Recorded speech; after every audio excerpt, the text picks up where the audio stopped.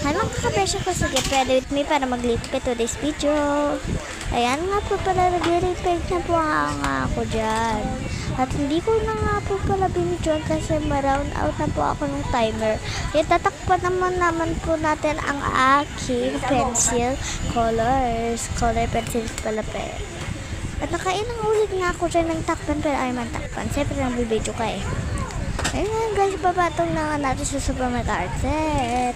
Ayan nga po pala, ang dami ko nga dyan kalat. At binalik ko na nga dyan yung acrylic markers ko sa lalagyan niya. Ayan nga pala, pinaglalagay ko na nga pala dyan yung iba. Ayan nga po pala yan. Katapax na po natin. Ayan nga po ginawa ko sa mango.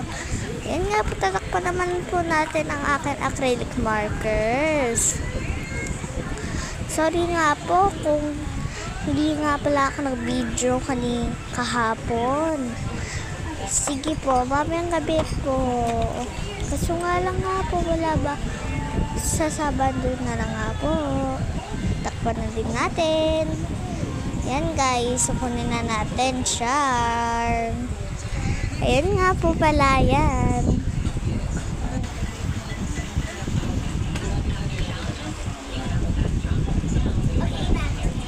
Ayan nga po pala, may nagbibideo sa akin yung lolo ko.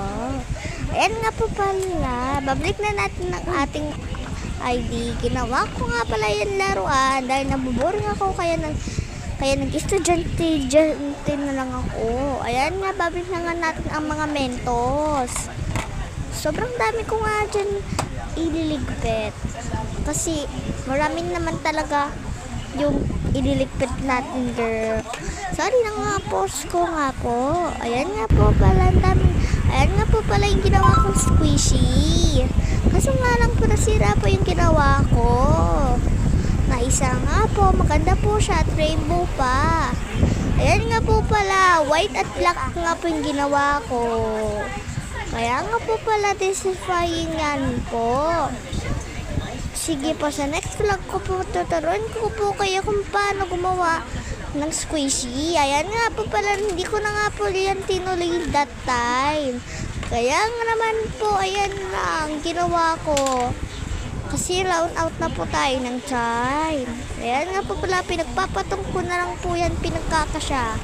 At guys, ayan nga po pala, lagay na natin ang mga color pencils ko. Ay, pencils pala te. Yan nga po pala, nagmamadali na nga po pala ako dyan. Kasi nga po, wala na tayong time. So, bye, yun lang. Peace!